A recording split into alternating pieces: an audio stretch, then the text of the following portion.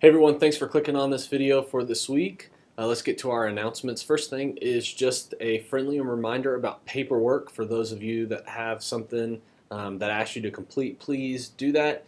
I think most of you guys, it is just the handbook acknowledgments that we need. And so just a little form that says that you have read through the handbook and that we can have on file. That'd be great if you can do that. Next, just a heads up for this Sunday. We have our church picnic and river baptism scheduled for this Sunday. I will say, just as a quick warning, we might cancel that just due to all the rain that we've had and the rain that's in the forecast. So we're going to make that call here at the church tomorrow morning. And so if we decide to cancel the river baptism and church picnic, I will send all of you guys an email letting you know what the plan is and what the church decides. I'll probably go ahead and do that either way we decide, whichever way we decide if we're doing it or not, just so that you are aware and can communicate that with your families when they come in. So we are on our third or fourth Sunday since we've started the new school year, and things seem to be going pretty well, at least from what I've observed and the things that I've seen on my end. But of course, if there's anything that you're noticing, ways that we can be better, ways that I can equip you, and ways that you can minister to the kids or to the parents better, please let me know. You guys are the boots on the ground, and you guys know how the Sundays work in your classrooms and stuff like that. So if there's anything that I can do or that we can do together, please let me know your ideas. I'm always open for those as well. So I talked about this book at our training, Gospel-Centered Ministry, and I would really like for this time just to be a quick word to help our Sunday mornings be more centered around the gospel of Jesus Christ. And so most of us are familiar with the story in Luke 24 of Jesus appearing to the disciples who are on their way, and they quite actually don't recognize that it's Jesus, and Jesus asks them, "Hey, what's been going on?" And they say, "Hey, you've been living under a rock. This Jesus of Nazareth. He came, he died, and now we can't find his body."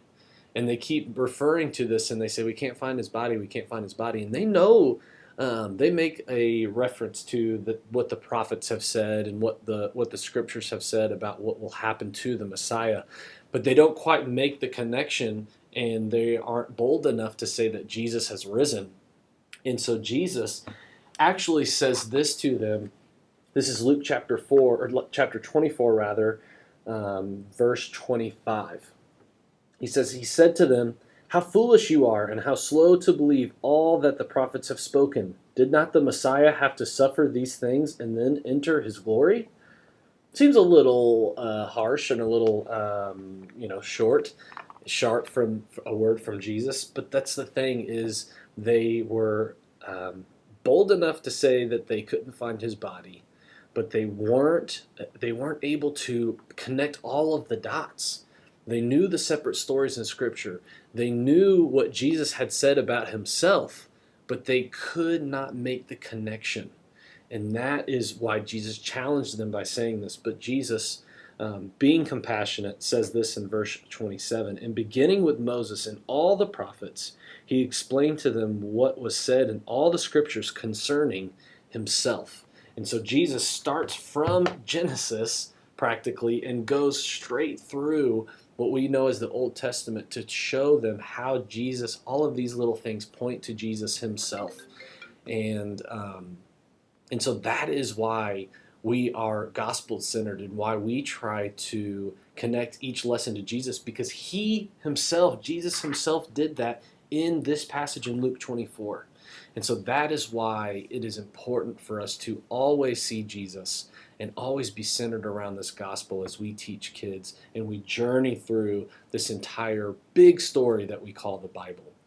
So I hope that's encouraging to you. Challenges to read through Luke 24 and be familiar with that story, and be encouraged that what we are doing on Sunday mornings is what Jesus himself did. Again, guys, thank you so much for serving on Sundays. It's such a joy to do that with you. And I will let you know what we decide to do for this coming Sunday with the church picnic. But we'll see you on Sunday morning. You guys take care and have a great rest of the week. Bye.